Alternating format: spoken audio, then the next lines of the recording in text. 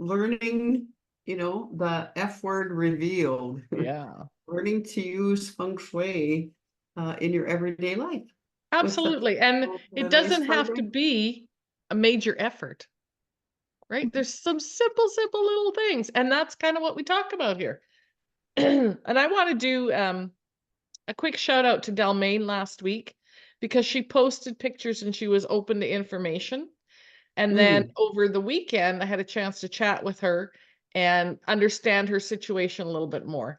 And it's always a great reminder. We don't know what's going on in someone else's life, right? There's only so much she can do where she's living at. It's not her home.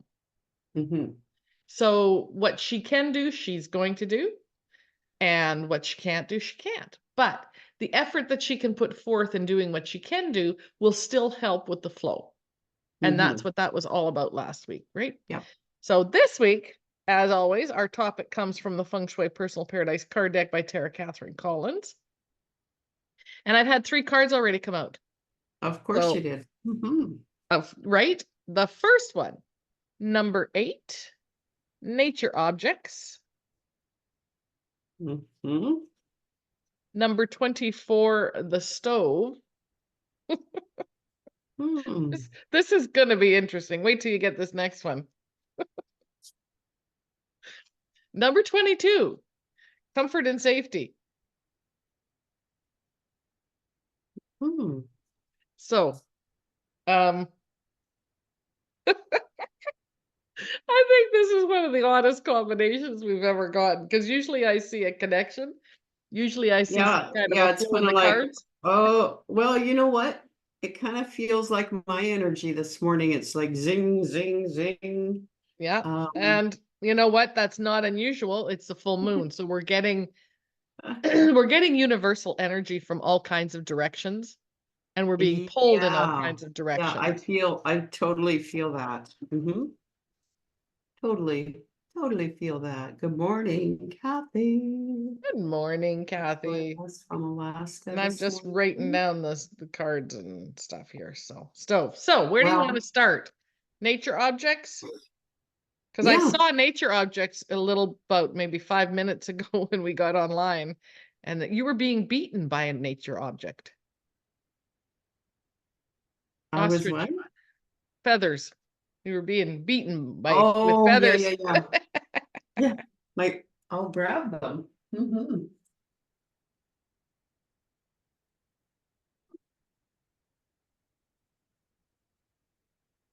Yeah, I have a few of them around. So maybe that's why nature objects came up, because that Anita's grandson was in the room. Yeah, and he was fanning me. Oh, he was fanning you. Okay. Yes. Gotcha. With my peacock feathers and selenite wand, and what else is on there? Turquoise and clear quartz. Nice. Is that one of the ones, or is that one of, or the wand from our friend? Nice. Very cool. You know, it's interesting. We haven't heard from her for a while. No, we haven't. We'll have to reach out and see how she's doing. A little while ago, and I can't remember if I said it to you, but I know I mentioned it to Rod, because I try and walk Teo every day, right? And we've got magpies, we've got crows, we've got blue jays, we've got flickers, there's robins, there's all kinds of birds in the neighborhood. And so it's not uncommon to find a black feather, because that is the one thing they all have in common. But I said to Rod, never see a blue jay feather. Never see the feather with the blue. So, right? When was the last time you saw a blue jay feather? A rare thing. I thought, isn't that odd? Never. Yeah. Yeah. So Teo and I are out for our walk the other day, and lo and behold, on the path in front of us is a blue jay feather.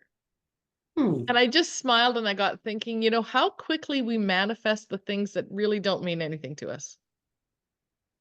And when we're attached to something manifesting, it was kind of like, there are blue jay feathers. Here's one for you. Here's a gift. Here you go. Because I wasn't attached to it.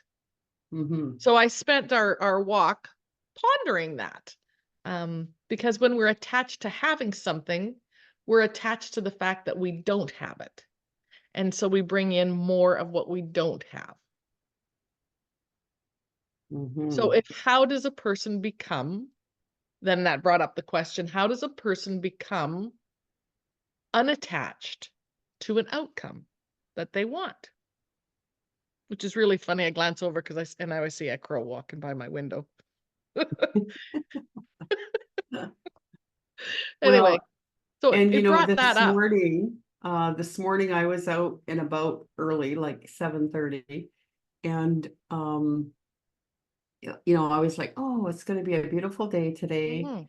And I was thinking, oh, how I would love just to be spending the time today outside, uh, digging weeds. One of the properties has a whole Mhm. bunch of weeds, and flower beds haven't got cleaned up yet. And I was just thinking to myself, I'd much rather be doing that today than spending the day in my office. But anyways, so that's probably why nature objects, it was calling me. It's calling me Oh, today. And yeah, I won't be able to get in there today well, or you can tomorrow or probably the next day. So anyways, I split your guess I just time. have to hold on to my stones. Exactly. Surround yourself with the nature objects that you have, Mhm. and they bring you back to those places, right? Places and spaces, which is very cool. And I love that the nature object is the 8 card, that infinity symbol. And what I learned recently in the sacred geometry light language class that I took with Kirsten Sigmund is that the 8 is a Mobius. Mobius is the word for the shape. And they're not, the top and the bottom are not 1-to-1. They're 1 to 6.25. So there is a bit of an offset ratio to them. It still shows the infinite flow of energy. So I found that very interesting. So as I'm working on a logo for our Power of an Unstoppable Woman brand, I thought, okay, I'm just going to Google in Canva, or I'm going to search in Canva the word Mobius, and infinity symbols came up. So it was like, okay, everybody else knew that, but Cheryl didn't. So if you were one of the of Cheryl's that didn't know that, the Mobius and the infinity symbol is the 8 on its side, now you do. Well, and the Mobius is a kind of it's an interesting energy shape. Mm-hmm. And it also reflects the above as below. 100%. Um, I know Cryon talks about it, or Lee Carroll, quite often about that Mobius energy, how and he kind of uses the analogy that it's, we're on a track, right? And then the track can change because uh you could be walking in the other direction. Anyways, it's quite, the Mobius is research it, Yeah. do some study on it, because it is really quite a unique energy and is definitely reflective of As nature above. and Yeah, how nature 100%. is built, energetically and all of that. Yeah, it's fascinating. It really is. So And ties into the glasses we're both wearing today. We're mhm. both Oh yeah, look at Mobius. us, the same shape today. Yeah. And anyway, regardless. So I found that really interesting to learn, and I like to learn. So it was very cool. So hopefully that was a little bit of new insight for you Mhm. today. And then of course the number 24 card stove. I don't know. I got nothing for this one. Why this came up. Other than I used our stove last night for supper, but I got nothing for how stove came out of this one. Not in Well, my energy I think field. again that stove is a reminder. It's that reminder to cook healthy, eat Oh, healthy. maybe. Um, I think we talked a little bit last week with Wendy about when her dining room came up, or it wasn't last week, it was the beginning of the month. That seems like last week already. It's about inviting that energy in, having some people come over, using that stove and joyfully or intentionally cooking the meal with that love, with that gratitude. We're talking about the number 8. You can infuse, like whenever I stir anything, I always stir right. it in a figure 8, always. It's just a little habit that I've gotten into over the years. And you And used to just do that with changing your the energy flowers of too. that. And just, that few minutes of intentional stirring, just having gratitude. I know our kids are all coming over for supper tonight Oh, yes. because there's a Hockey big game. game on, game night.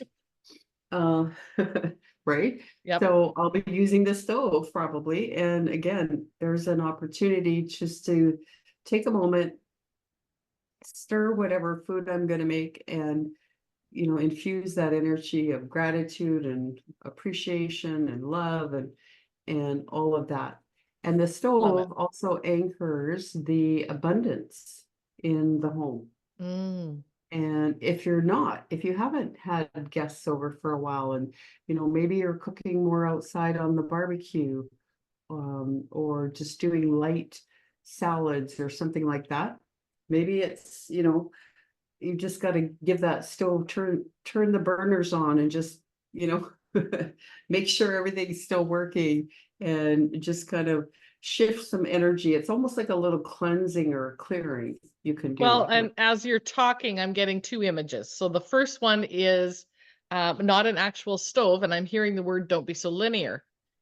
And they're showing me a teepee, and that the center, the hub in the teepee was where the fire was, where the cooking was, and it's the fire energy and the gathering spot. So what I'm hearing why it's coming up is because you can gather in nature and Mm. just ensure your comfort and safety. So they actually all do tie together, which is really funny. Because I'm like, how does this tie in? But it was because I was being linear. So the message and the image that they're showing me was people gathering around inside a teepee, and they're around the stove. They're gathering as a family. They're in connected literally to nature. So the nature objects, they're sitting on Gaia. So it's that grounding, and with this summer solstice and the strawberry moon tonight, the full moon tonight, there is a lot of universal energies pulling at us, and we're being bombarded right now. So that connectivity to Gaia and that gathering, a family in safety, right? In comfort, in safety, in nature. And I can see you smiling, so something's coming up for you Well, too. yeah, I'm just thinking, when you mentioned full moon energy, and I mean, the stove, it's the fire energy. And so, yeah, maybe it's an invitation for all of us to go outside, right? Nature's calling us, Yes. and have that outdoor fire, Yeah. gather around, do a blessing, Mhm. intentional, right? It's a great opportunity in full moon energy to release and let go. You can write new intentions for the remainder of the year. Mhm. You can just put those up in the flame, and they're going to go into the ethers. And again, comfort and safety relates to our autonomic nervous system. It's Yeah. the reason why we balance the energy in the home in the first place. It's so that it has an effect on your autonomic nervous system, the same effect that being out in nature does, being able to just relax and feel that, connectedness, just be in the moment, be in your center. So yeah, I think maybe that's an invitation for all of us to do that today. And if you can't have a real outdoor Mhm. fire, maybe just let the moon illuminate And again, that moon energy can do a Mm. cleansing as well. Yeah. So it's kind of fire energy. Well, and Mhm. I love that it's considered the strawberry moon for this month. And that's basically, the names they come up with are from indigenous beliefs and what the indigenous called the moons, by the way. Mhm. Lots of research on some of that stuff. But it's typically the time of year where the strawberries are going, like they're fruiting, they're coming to bear. Now here it's been a little bit cooler, so I A wouldn't be little, yeah. surprised. I Mhm. wouldn't be surprised if the strawberry plants are a little bit late producing this year, but I'm chuckling to myself because I used to have a lot of strawberry plants, and one of my nemesis was the crows. So the fact that the crow was here a little bit earlier, bopping along. Yeah, the crow is coming back and you say, where the heck are my Where's the strawberries? strawberries? Yeah. Yeah, it's the strawberry full moon and there's no There's strawberries. no strawberries in this yard anymore, lady. Where'd you do with them? But anyway, That's so that's funny. just too funny. Good morning, Karen. Karen's joining us from out on Vancouver Island area. Oh, nice. Good morning, Karen. So let's talk a little bit more about the comfort and safety um, in nature. And I'm trying to pull back the vision that the other one they showed me beside the stove and the teepee.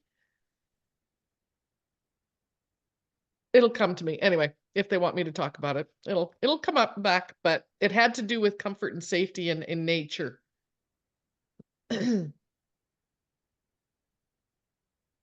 It'll come Mm, anyway. So okay. Okay.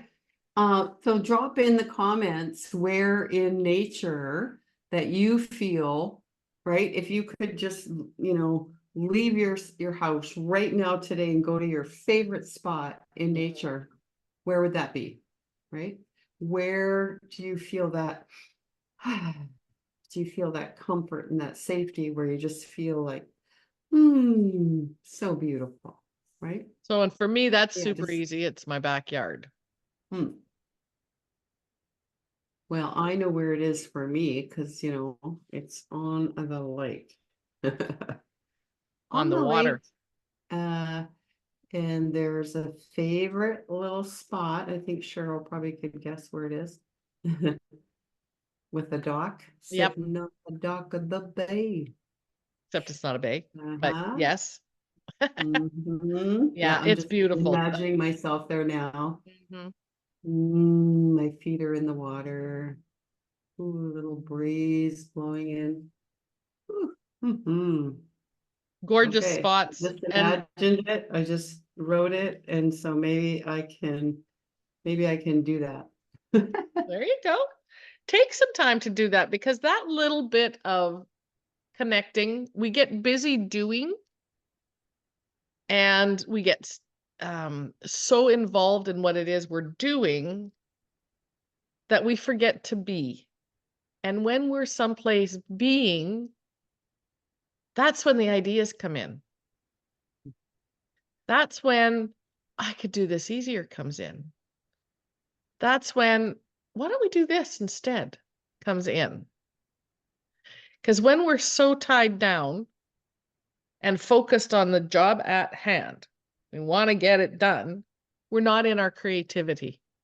And I know my partner is extremely creative. And if she's feeling the call to be with her feet in the water or weeding in a garden, then I say, go do it because it gets those juices flowing. Well, I just also had another thought, and that was I may not physically be able to get there today. Mm-hmm. However, just in that quick little moment that I close my eyes and visualize that place, Mm-hmm. doing that, just that. So, you know Resets. what? If I can take 5 minutes Yeah. and just close my eyes and imagine that I'm in that spot and just feel all that feeling and senses, and that is the same as actually Being being. there. Very true. Very true. And so again, maybe that's the key, because we are, our minds are so powerful, and that Oh, visualization, that bringing that feeling in, mhm, it has the exact same effect on our autonomic nervous system, exactly. right? And again, we have been trained, just as that's where I went right away was, oh, I want to go there, because we've been trained that in order to have that feeling, we need We to have to be be there. in that place. But we really don't, right? Yeah. Yeah. That's Okay, that there's visualization. Great, great realization, Anita. Great good realization. reminder. Good reminder for me this Yeah. morning. Yeah. Mhm. And So, here's the thing. We think we have to leave home to feel something better, to do something better. We have to leave our current circumstances. And that's not true. Because wherever you go, you're there. You take you with you. So, which mhm. means what I'm saying by that is if I'm at home and I'm frustrated and angry, wherever I go, unless I've left frustration and angry at home, it's coming with me, unless I've dealt with the cause of those things. So, your home, your place of comfort and safety should be your sanctuary.